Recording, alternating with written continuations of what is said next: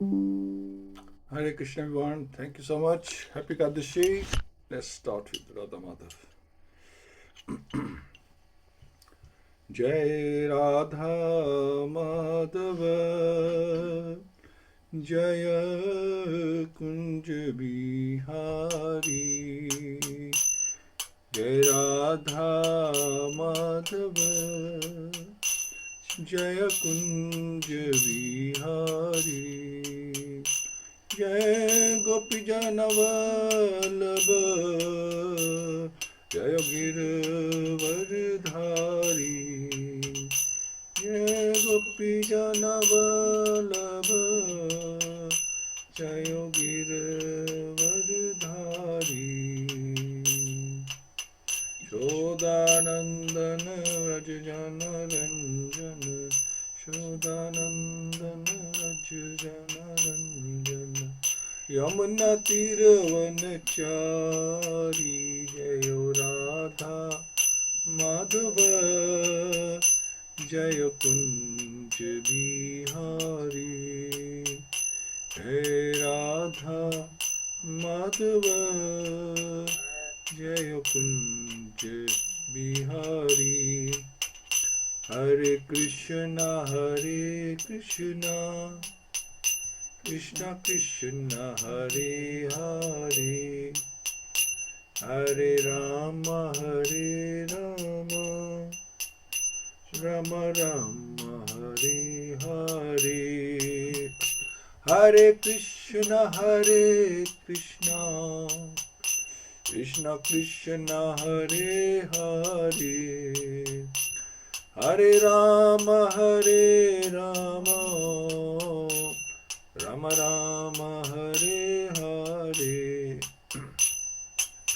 Hare Krishna Krishna Krishna Hare Hare Hare Ram Ram Hare Hare Hare Krishna Krishna Krishna Hare Hare Hare Ram Ram Hare Hare Om Namo Bhagavate Vasudevaya Om Namo Bhagavate Vasudevaya Om Namo Bhagavate Vasudevaya Om Agyan Timirthasya Jnananjana Shalakya Chakshur Unmilitam Yena Tasmai Shri Gurave Namah Shri Chaitanya Manobishtam Stapitam Yena Bhutale Swayam Rupa Kadamayam Dadati Swapadantikam Vandeham Shri Guru Shri Yutapad Shri Gurun Vaishnavscha Shri Rupam Sagrajatam Sagana Raghunatham Vitam Tam Sajivam Sadhvetam Savadhutam Krishna Saitam Krishna Chaitanya Devam Shri Radha Krishna Padan Sagana Lalita Shri Vishakhanvitam Scha He Krishna Karuna Sindhu Deenabandhu Jagatpate Gopesha Gopika Kant Radha Kant Namastute Tapta Kanchan Gaurangi Radhe Vrindavanaveshwari Rishabhanu Sutadevi Pranmami Hari Priye Vancha Kalpatu Brihascha Kirpa Sindhubevacha Patitana Pavanebhyo Vaishnavyo Namo Namo Namo Vishnu Padaya Krishna Pasthaya Bhutale Śrīmad Bhaktivedanta Swami iti namine namaste Saraswate Deve Gauravani Pracharine Nirvishesha Shunyavadi Paschati Deshatarine Jai Shri Krishna Chaitanya Prabhu Nityananda Shri Advaita Gadadhar Shivasti Go Bhakt Vrinda Hare Krishna Krishna Krishna Hare Hare Hare Ram Ram Ram Hare Hare Mukham Kroti Vachalam Pangum Langyate Grim Yat Kirpatahum Vandeshi Gurun Din Taranam Paramananda Madhum Shitaneshram Hariyam Tassat Narayan Namaskritya Naram Cheva Naruttamam Devim Saraswatim Vyasam Tato Je Madhuriyat Nashta Preshabdreshu Nitya Bhagavad-Sevayā Bhakti Tushtoke Bhakti Nestiki Hari Hari Om Hare Krishna. Okay, so last time we were talking about the different Varnashrama. We were talking about the Varnashrama system, which has been perverted now to like a caste system, whereas the Varnashrama were meant to be like different natures of people and different occupations, but now it's become like a caste, upper and lower classes. And also the Purusharths, the four Purusharths leading from Dharma to Moksha, and there's two in the middle, Earth and Kam. So only Earth and Kam is left. Work hard, play hard. And Dharma is very minute, and Moksha, nobody even think about Moksha. Yeah. So only Earth and Kam is prevalent. And then also the government is chosen by the people, for the people, but they can only choose from what's available. You cannot choose something that is not on the list.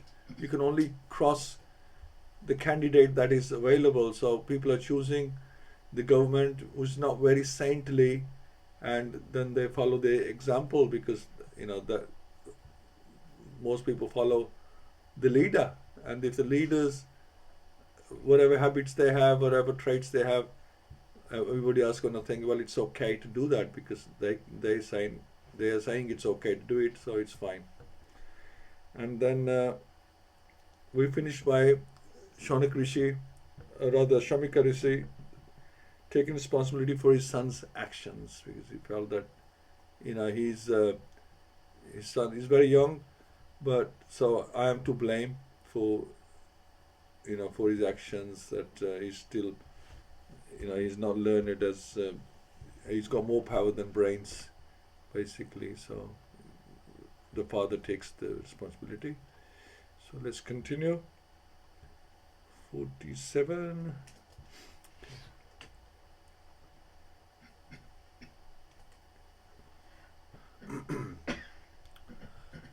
Apapeshu sabhrityeshu balena pakabudina papam kritam tad bhagwan sarvatma shantum arhati. So apapeshu is unto one who is completely free from all sins. Svabrit Yeshu, unto one who is okay. Sorry, I'll try again.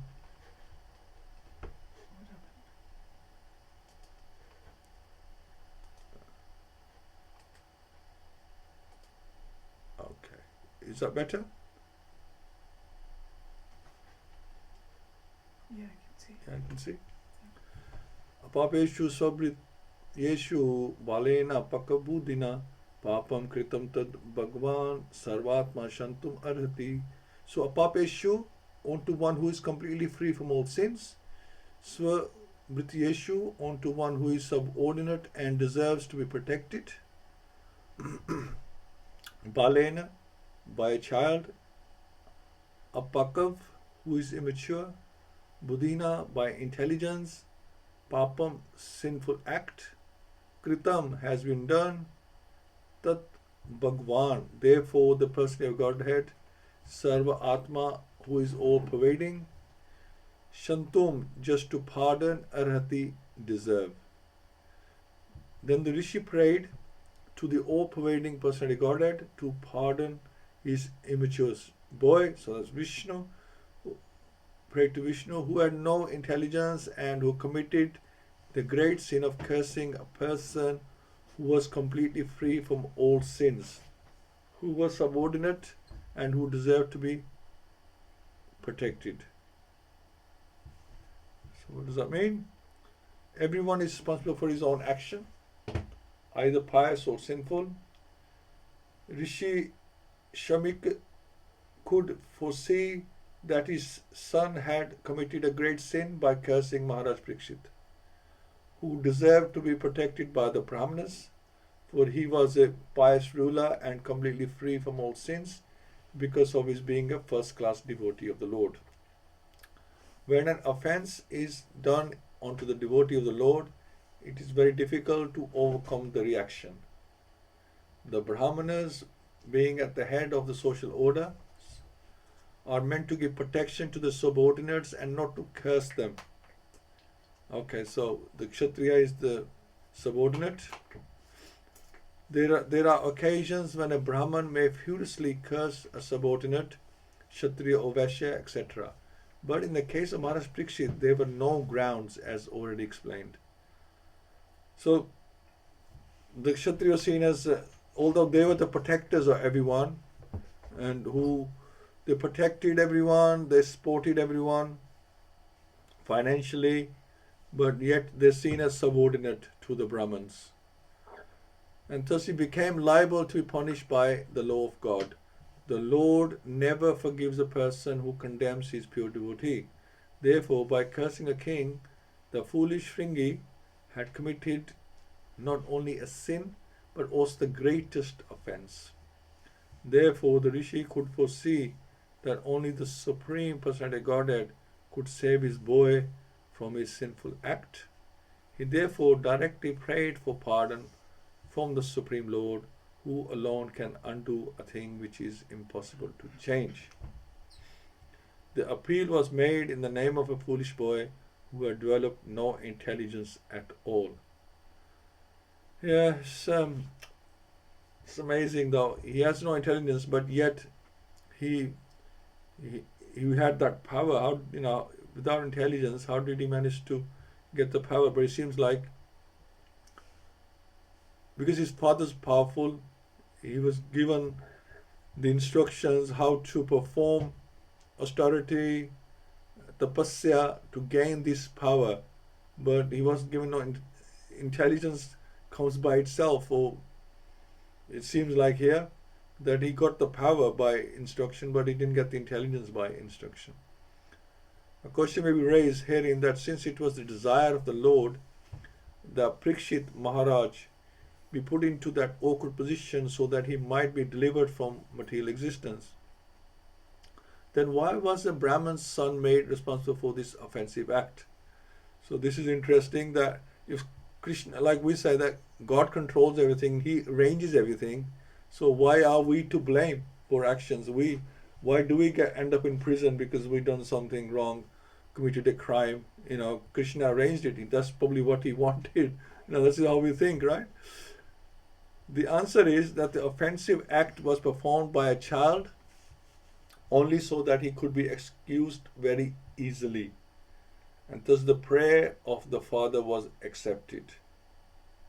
So, child can be, the father wanted him to be forgiven. You can't forgive a mature person, an elder person who should know better. But a child sometimes, even though his actions are really unforgivable because they have caused worldwide damage, but in the eyes of God, he may be forgiven because he's a child. But if the question is right, why the Brahman community as a whole was made responsible for allowing Kali into the world affairs, the answer is given in the Varaha Puran, that the demons who acted inimically towards the personal Godhead but were not killed by the Lord were allowed to take birth in the families of Brahmins to take advantage of the age of Kali. Read that again. The answer is given in the Varaha Puran, that the demons who acted inimically towards the personal Godhead but were not killed by the Lord were allowed to take birth in the families of Brahmins. So demons can also take birth in a family of Brahmins to take advantage of the age of Kali. The all-merciful Lord gave them a chance to have the births in the families of pious Brahmins so that they could progress toward salvation. But the demons, instead of utilizing the good opportunity, misused the Brahminical culture due to being puffed up by vanity in becoming Brahmins. So we bring that consciousness with us. Doesn't matter what kind of family you take birth in, we carry a consciousness is carried from body to body, from life to life, like aroma, of flowers. It's very subtle, but is carried from birth to birth. So these demons might have taken birth in a family of Brahmins, but they carried the same mentality inside. So we have the internal and the external. Externally they are Brahmins, internally they were demoniac. The typical example is son of Shamik Rishi. And all the foolish sons of Brahmins are warned hereby not to become a foolish as Shringi and be always on guard against the demoniac qualities which they had in their previous births. The foolish boy was of course excused by the Lord, but others who may not have a father like Shamik Rishi will be put into great difficulty if they misuse the advantages obtained by birth in a Brahman family. And what's the advantages of having the power, knowing how to gain power? Power, position, and respect from the other ashrams. Excuse me. So, we can learn from the sage about responsibility and accountability from Shamik Rishi. Also, when we have no control over a situation, we take the shelter of Krishna. Sage asks the Lord for forgiveness.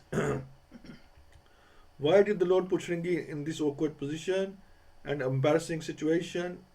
Made him do this dangerous and disastrous act when it was the Lord's own plan all along? Srila Prabhupada explains that this act was to be performed by a child, so it could be excused easily. Thus, the prayer of the father was accepted. So, we already discussed that. So, Krishna gave them the opportunity to progress. Srila Prabhupada has given us the opportunity to progress as well. It's up to us now to use it. Because we have, we have divine quality, we have demonic qualities as well. So the divine and the demoniac are within us. It's best for us to use the divine quality because we will not be excused by misusing this opportunity. We will not be excused. We have this opportunity. We have birth in Indian families. We have Srila Prabhupada's teachings. We have the association of devotees. If we still not use these properly, we have our Guru. We have Sadhu Shastra. So if we don't take advantage, then we will not be excused.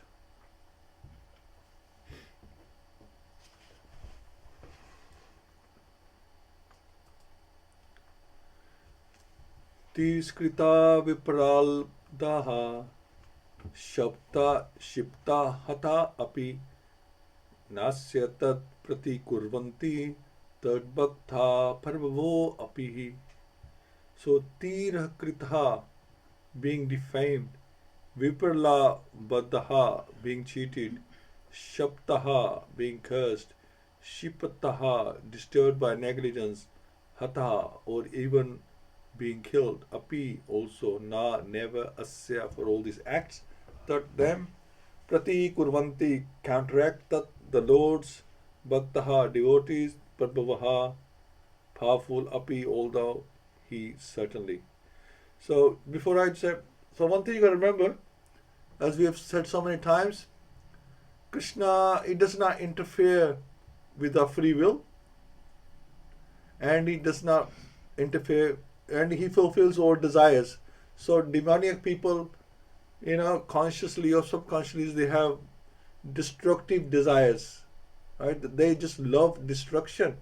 As you can see what's going on right now, demonic people, they love to see bloodshed and people being terrorized, tortured. They just have this mentality that it makes them feel good, makes them feel powerful, makes them feel in control, like that. This demoniac quality, this is not Brahmanical qualities. So Krishna does not interfere in our free will. You want to do something, even it's in a most gruesome act, he let you do it because that's what you want to do, but you will have to pay the price. We cannot blame Krishna for that to happen. And if you have wrong desires, then he'll make you the instrument in that wrong desire as well.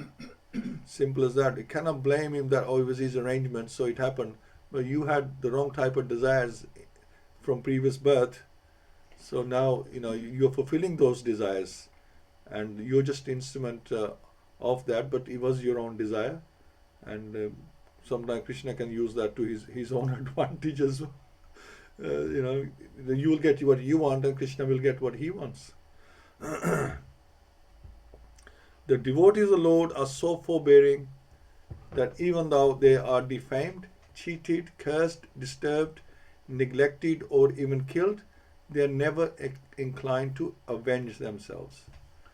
So Rishi Shamik also knew that the Lord does not forgive a person who has committed an offense at the feet of a devotee. The Lord can only give direction to take shelter of the devotee. He thought within himself that if Maharaj Parikshit would counter-curse the boy, he might be saved. But he knew also that a pure devotee is callous about worldly advantages or reverses. As such, the devotees are never inclined to counteract personal defamation, curses, negligence, etc. As far as such things are concerned, in personal affairs, the devotees do not care for them. But in the case of their being performed against the Lord and his devotees, then the devotees take very strong action. It was a personal affair, and therefore Shamik Rishi knew that king would not take counteraction. Thus there was no alternative than to place an appeal to the Lord for the immature boy.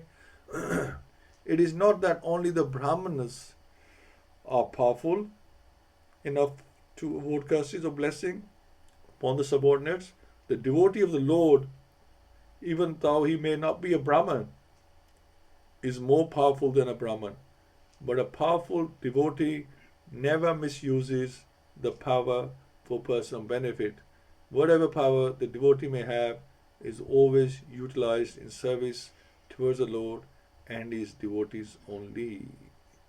So we have the Brahmanas and we have the Vaishnavas. The Vaishnavas are always seen higher than the Brahmanas. Brahmanas, to be high, they need to be a Vaishnav. A Vaishnav does not need to be a Brahman. So ordinarily that makes them higher. A Vaishnav does not have to be, his qualification does not include being a Brahman, from a Brahman caste. Like that. Anyone, even a dog eater can become a Brahman, a Vaishnav.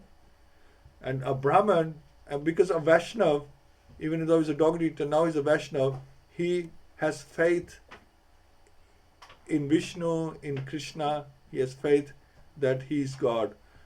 The Brahmanas may not necessarily, they might be Brahmanas following all the ritualistic processes, but they might not be Vaishnav, they might not have faith in the Lord, they might not be following, they might be impersonalists, but they're following all these rituals and practices. So the Vaishnava is always higher than the Brahmins. Because Brahmins, there's like a limit. They might not be,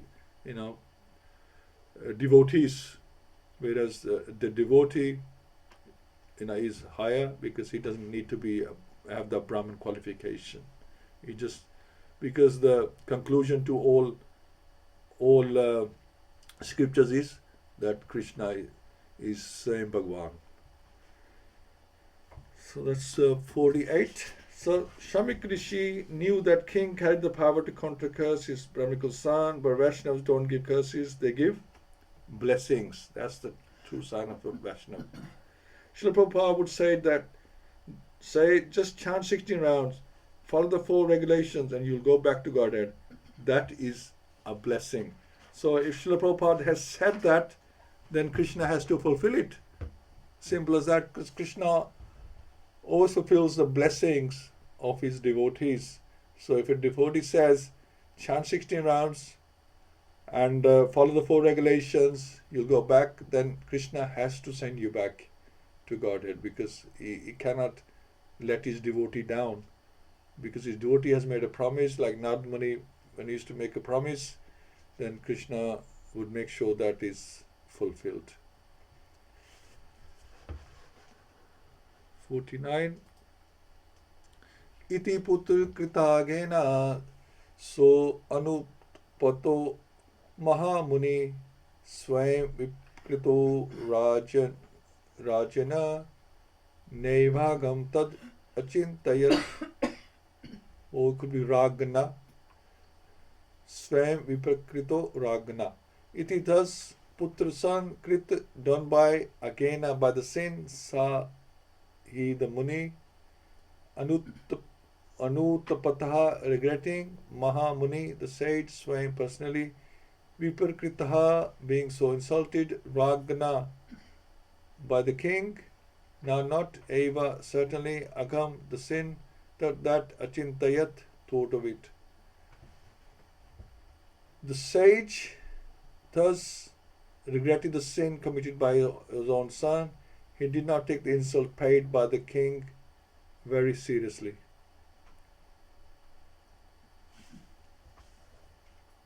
So, in other words, he didn't mind that the snake put around his neck was not as bad as what his son had done. The whole incident is now cleared up. Maharaj Parikshit garlanding the sage with a dead snake was not at all a very serious offence, but Shringi's cursing the king was a serious offence. The serious offence was committed by a foolish child only. Therefore, he deserved to be pardoned by the Supreme Lord, although it was not possible to get free from the sinful reaction. Maharaj Parikshit also did not mind the curse offered to him by a foolish Brahman. On the contrary, he took full advantage of the awkward situation, and by the great will of the Lord, Maharaj Parikshit achieved the highest perfection of life through the grace of Srila Shukadeva Goswami. Actually, it was the desire of the Lord. So the Lord actually used that to his advantage because the Lord wanted Śrīmad-Bhāgavatam. Maharaj Parikshit, his intention was not, he didn't know that, Śrīmad-Bhāgavatam is going to be manifested through him. He had no idea. So he didn't accept the curse because he thought, oh, okay, now Śrīmad-Bhāgavatam will be manifested. He probably never heard of Śrīmad-Bhāgavatam. But he just accepted that this was the Lord's arrangement, and whatever the Lord arranges, then I'm happy to accept it. So actually it was the desire of the Lord, and Maharaj Parikshit, Rishi Shamik and his son Shringi were all instrumental in fulfilling the desire of the Lord. So they were instruments. So none of them were put into difficulty because everything was done in relation with the Supreme Person. So Maharaj Parikshit, well, he's been he's accepted his fate. Rishi Shamik, he's taken responsibility for his son's actions, and Shringi is pardoned because he's a child. So like that, everything is sorting itself out. So if we follow the footsteps of Maharaj Parikshit, then no situation or reversal would be awkward for us. We could use it to our advantage. So use all reversals to your advantage by putting Krishna in the center. Use to improve your bhakti, and Krishna helps you to do that as long as that's your intention. Intention is very, very important. Krishna looks at what your intention is. If your intention is that you want to improve your bhakti, then Krishna will show you the way. That now you can use his reversal to your advantage, improve your bhakti even more.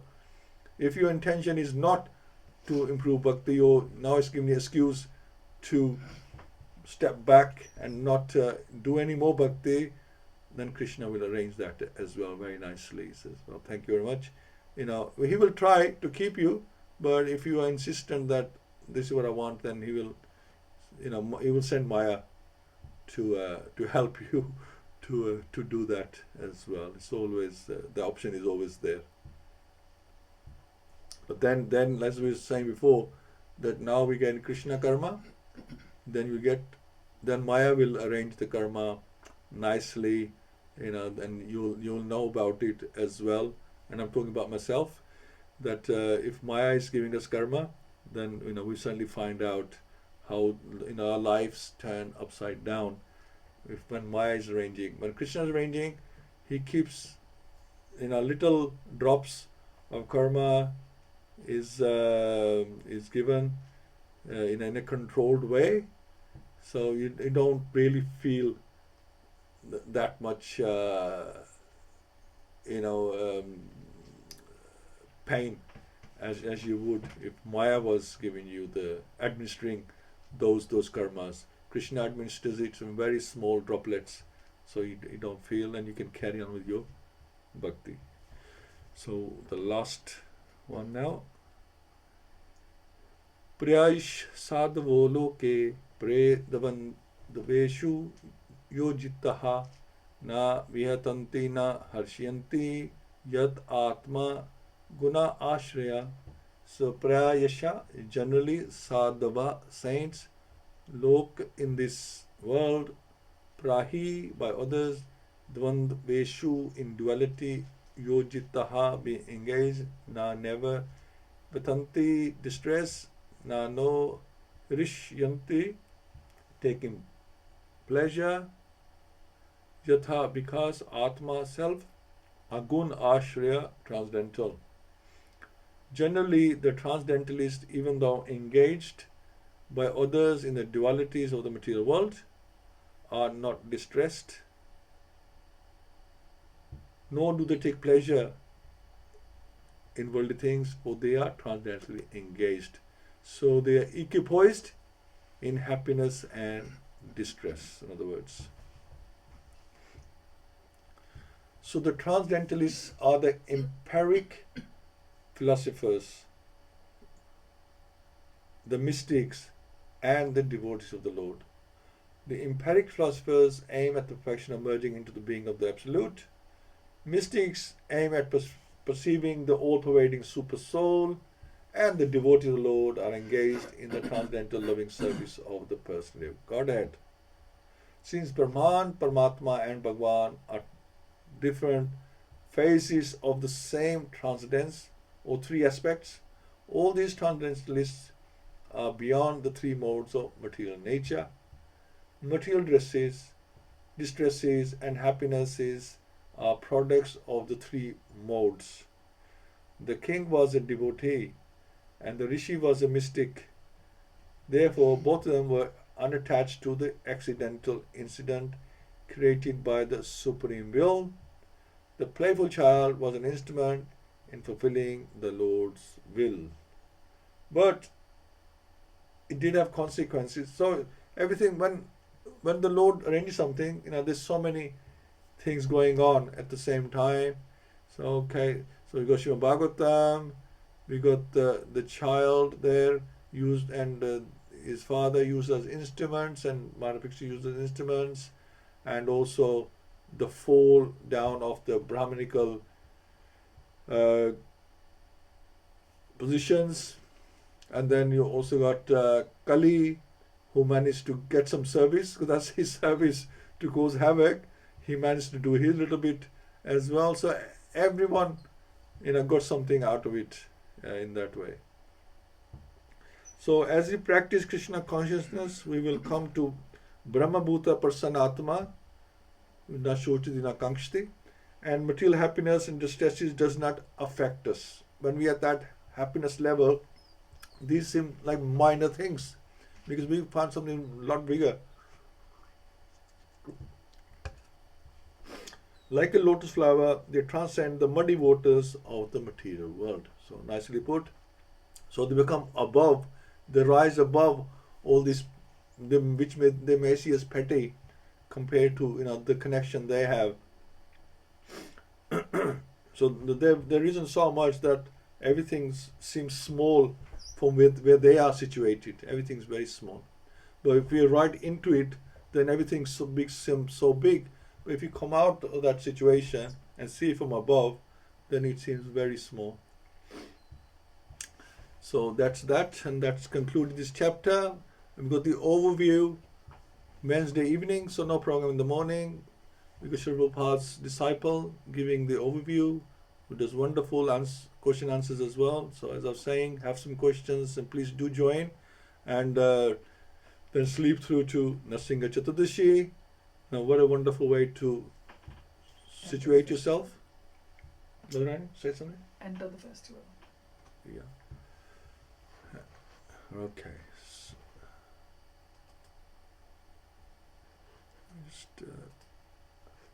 Okay.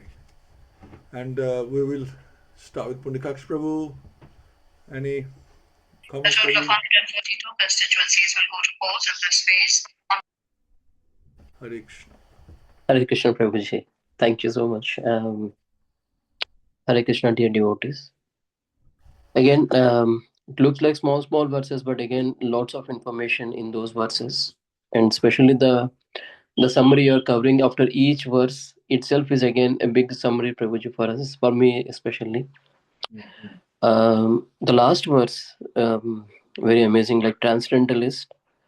They do, even though they are affected by because of the other people activities, but still they are not get distressed. Like here, Sonic, this Maharishi is in duality because of his son, and but still he is not distressed. Instead, he took the shelter of the Lord, and he even thought that if Maharaj Parikshit could have cursed him, it would have been better to save him. But now the only option is to take the shelter of the Lord, because Maharaj Parikshit is so elevated devotee that instead of counter cursing the child, he accepted that as a mercy of the Lord. So in the beginning, it is mentioned that it's a plan of Sri Krishna for delivering Parishad Maharaj from this material world. So Krishna doesn't interfere with our free will. Instead, even demons get chance to get birth in the family of a Brahmana. But again, as Srila Prabhupada mentioned about Dvija Brahmin, who take uh, birth in the family of a Brahmin only for the namesake, but not following the qualities of a Brahmana. So, but still they'll get a chance. They'll be forgiven by the Lord. As here, Sage has forgiven his son. So even Lord, being the father of all of us, he forgive us. He give us so many opportunities. And again, in Krishna says in Bhagavad Gita that if still you're not getting, I'm going to cast you into the lower species of life, from where it will difficult for you to even come to me again. So Prabhupada mentioned the purport that it's not because he's angry, but he want to give more and more chance for the devotee to understand, because he don't want to interfere with the free will, but still give you a chance as well.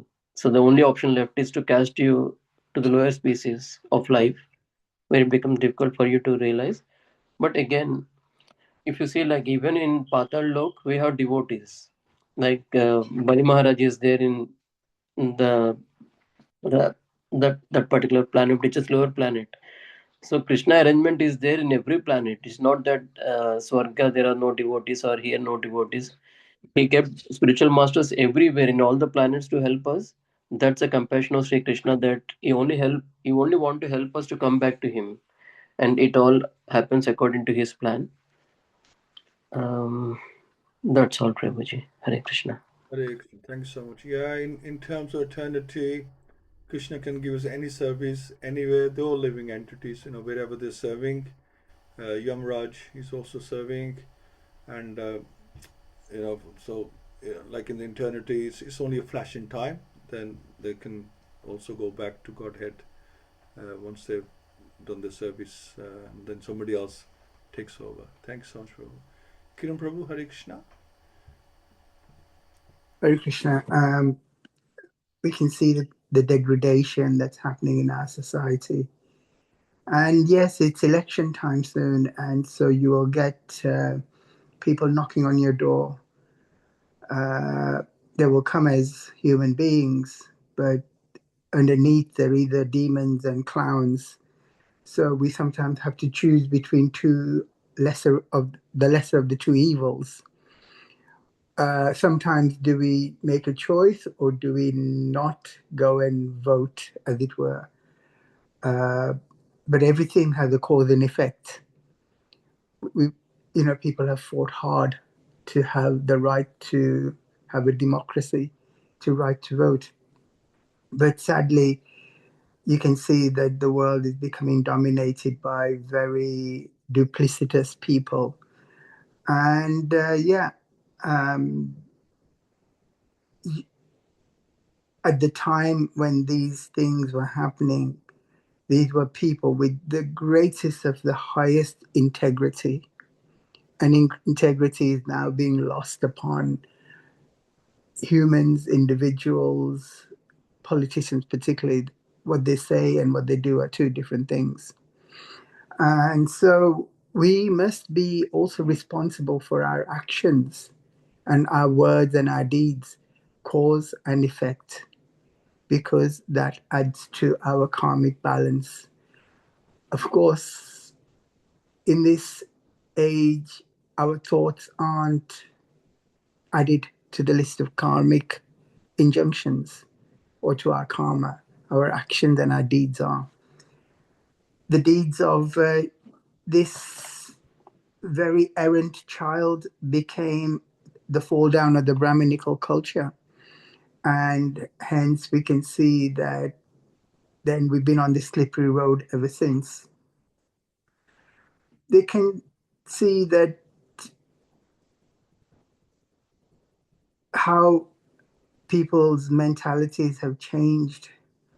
And in this very degraded society, we have to remain transcendental so that we can continue to accumulate that knowledge, which that gyan becomes vigyan, such that if we don't use it, we will lose it. Because Krishna has given us the free will, and he has given us the thing called intentions. We have to have good intentions and good motives, and those motives will enable us to achieve our desired objectives. Good and bad will occur, of course it will occur, but we have to remain equipoised in that. Parikshit was a very exalted emperor, but he accepted the will of the divine. Even though a little bright upstart created a curse, which then led to the whole of the downgrading of society as a whole. But these are learnings that are being highlighted in the Śrīmad-Bhāgavatam and the Gita, and of course in the Chaitanya Chamrita. And so therefore, we have to take these pearls of wisdom because they've been put in such a way. Yes, you think, of course, Parikshit, how can he experience hunger and thirst? He can forego all these things. But these metaphors and these events are there for us and us to learn from these events so that we become liberated. And if we don't become liberated in this life, then we're on that right journey. If nothing, we can liberate our hearts and minds to start off with. Hare Krishna. Hare Krishna. Thank you so much, Prabhu. Absolutely. So, for one thing, we have to be, be careful what we wish for. It's very important because those thoughts do become actions, and Krishna fulfills all desires. So, whatever you're thinking or desiring, very subtly, but then it happens, it turns into action as well, because Krishna makes an arrangement when the time comes, because he says, okay, you wanted to do this, here you go. It could be good, it could be bad, so we have to be careful what kind of things that we wish for. Thank you, Prabhu. Thanks so much. Hina Mataji, Hare Krishna.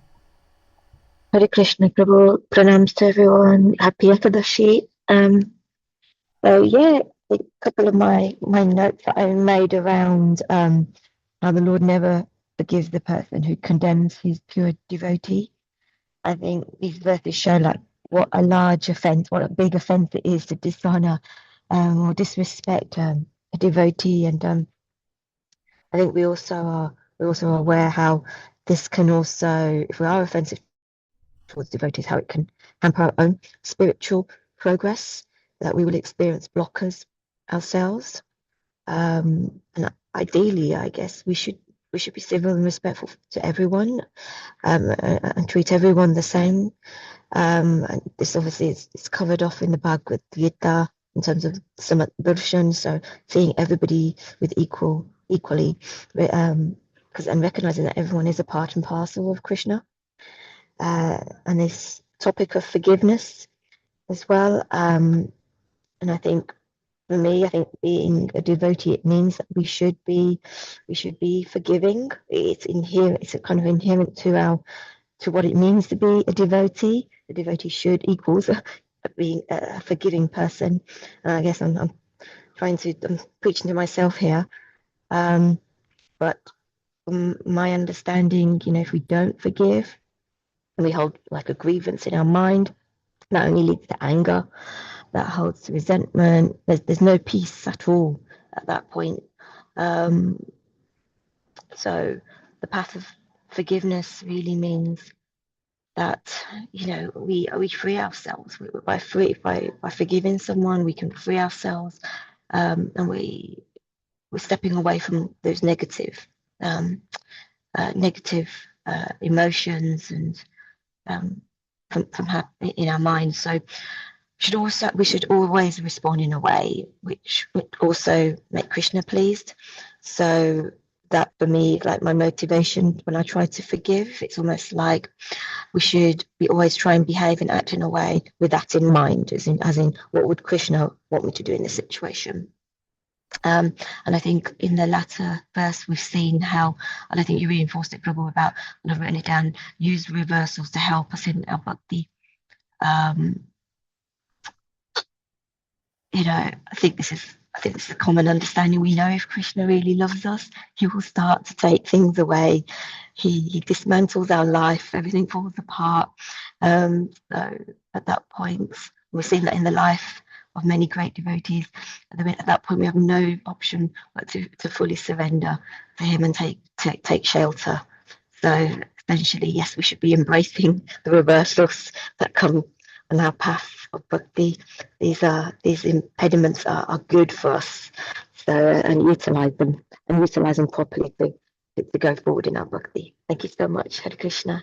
Thank you, Mataji. Thanks so much. Yeah, reversals. Always. So we would never be afraid of reversals. These reversals can be used in the right. Just need to know what to do with them. Pray that we can use them. So this duality of the world is always reversals there, but we can use them. Brilliant. And just about the external, internally we forgive people. Like you said, just takes off a lot of burden that we put on ourselves. Just take the load off. But externally, if the people you're forgiving and forgiving and forgiving, but they think you're just weak, then we have to take some kind of management action or approach the authorities to sort the matter out. Internally, you can forgive them, and then Krishna is there. If you're forgiving someone, then Krishna is there. He can also intervene as well as necessary. But externally, we might have to take some kind of protection. Internally, best to just forgive and pray for these people, or the situation, whatever the situation may be, and not hold on to it. And that's a sign of a good devotee. Thank you, Mataji. Hanji, Praveen Mataji, Hare Krishna. Hare Krishna, Bhaktivedanta Pranam. Ji Mataji. Yeah, this morning, like in Chaitanya Charitamrita, we're reading the chapter, the Lord travels to Vrindavan, and we read this verse, Mukham Karoti Vachalam, and we see the mercy of the Lord.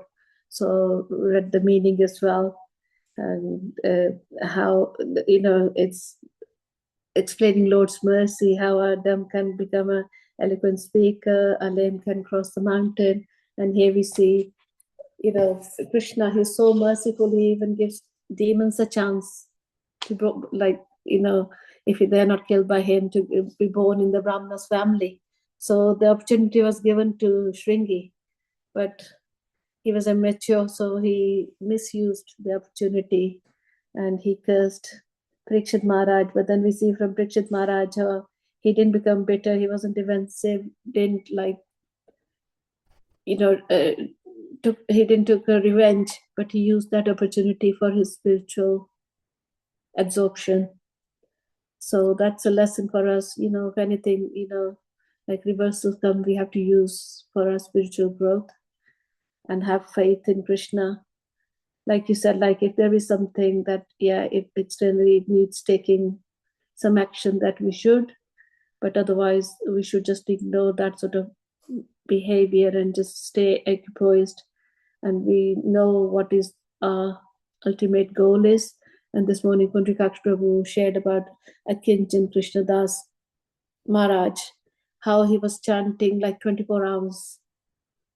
So that is the aim of our life is, we have to be absorbed in Krishna's name, and not to also you read about how a devotee uses his power only to serve the Lord, not to hurt anyone or not to commit sinful activities. And again, we read about the role of the Brahmanas, and and how it has declined from one act of Shringi. They've lost all the power. And the last verse was,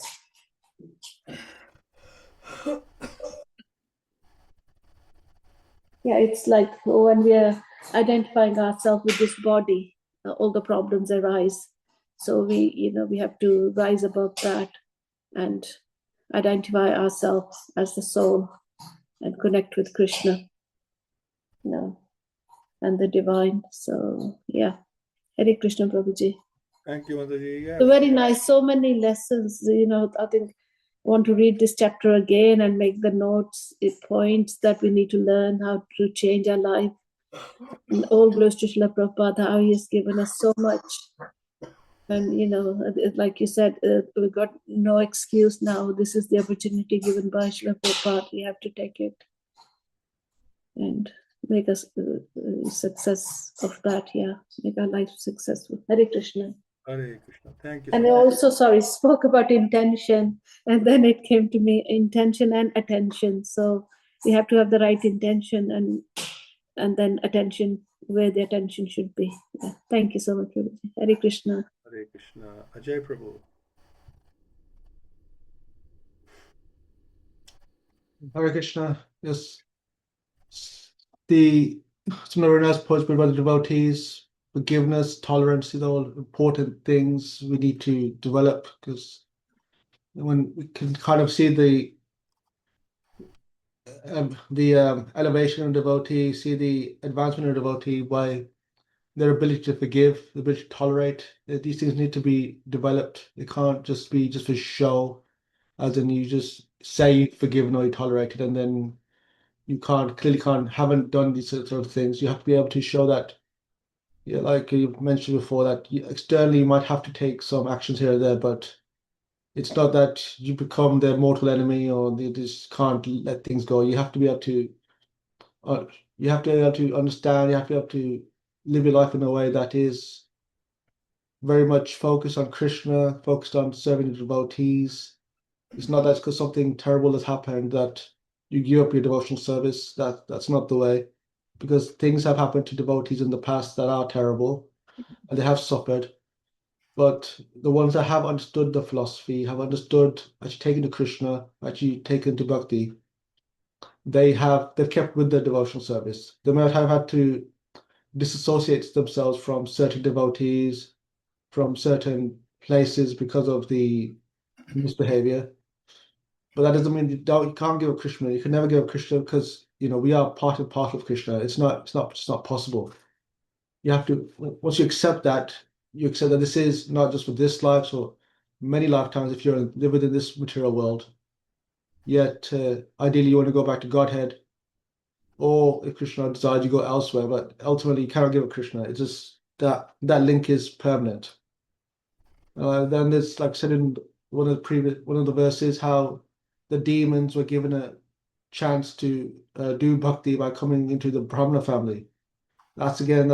We have a tendency to, sometimes we might look down on others depending on their birth, or we might misunderstand the importance of the outer body as such, because as we know that we've had many births before this, and you could have been these people, these beings, whoever you might be looking down on. You could have been. You probably were one of them at one point in your life. So not about looking down on them. I mean, it's about understanding that the opportunities are always there. Krishna is always looking to give you a chance to get back. That's ultimately connect with him, whether you go back to Godhead or you serve him in some sort of whatever circumstance he wants to serve in him. It's the opportunity is there. That's the great fortune of bhakti. We have at least understood that there is an opportunity there, the importance of the opportunity. It's about us to actually maximize the opportunity now. Because we don't know in the next life whether if we do come, if we say no, we don't execute our bhakti properly this life, there's a good chance that we take, that we do usually expect it that you will take the bhakti again in next life, but you don't know when because of whatever offense you committed, how long it takes. You might have to go through certain situations to make up for whatever you have misuse you have done in this life. You have to be aware that if the chance is there to get things right in this life, why waste it? You need to just take advantage now. And that's often the big failing, is that sometimes people take for granted, devotees take for granted that this thing or that it's a lifetime thing. I don't need to maybe put as much effort in now as I need to when I'm older, but that shouldn't be the thinking. You should be looking to push on with the bhakti as much as possible. The moment you're in the movement, just keep trying to increase your bhakti as much as you can do it. And if you keep doing that, then Krishna will guide you, the gurus will guide you, other devotees will help you as well, and you will see that you are making advancement. It might not always be easy, but that's the whole point. If you want the ultimate gift, then you have to earn it. And you see with the great devotees, the great personalities in Bhagavatam, they like obviously Maharaj Parikshit, obvious example. He maximized his opportunity and he earned what he earned, going back to Godhead, being a devotee of Krishna. He showed how to maximize the opportunity, and that's what we need to do. Hare Krishna. Hare Krishna. Thank you so much, Radharani. Hare Krishna, everyone. My pranams to all of you and happy Mohini Ekadashi to all of you. Yes, in these verses we are reminded again, please take advantage of this Kali Yuga as well. Kali Yuga has got its advantages as well, has got its plus points for us, the jivas of this yuga. And also the verse 48, it is one of the important verses of Śrīmad-Bhāgavatam, wherein it reminds us that how the great personalities in Śrīmad-Bhāgavatam, they went through all these troubles. They were cursed, they were cheated, they were neglected. For example, Draupadi, Ambarish Maharaj, Chitraketu Maharaj, Bhishma Pitamaha, Pandavas. And look, what did they do? They took everything into their advantage. They turn around the circumstances. So whenever anything is presented to us, we can turn it around to our advantage if we don't get emotional or carried away by that situation. We take a step back, and then we can see that yes, and in this world of the Lord has created everything so that it can give you some benefit as well. Benefit not in the sense of the physical benefit, benefit in the sense of spiritual benefit, which is the everlasting benefit. And the final lesson from this chapter, that everything is being created, designed, orchestrated by the Lord, and we can see this in the case of Shringi and Shamik. None of them was punished. If we see in the end, even Maharaj Parikshit, they all got something out of it which was of everlasting legacy for the humankind and for the mankind. So there is no loss, like Krishna says in Bhagavad-Gita. There is no loss in the bhakti. If you have Lord in your mind, the situations may come and go, but you will get the benefit, because Krishna, if you are thinking of Krishna, if your goal is Krishna, then things will turn around eventually. Hare Krishna. Hare Krishna. Thank you so much. Thank you all. Yeah, wonderful chapter once again.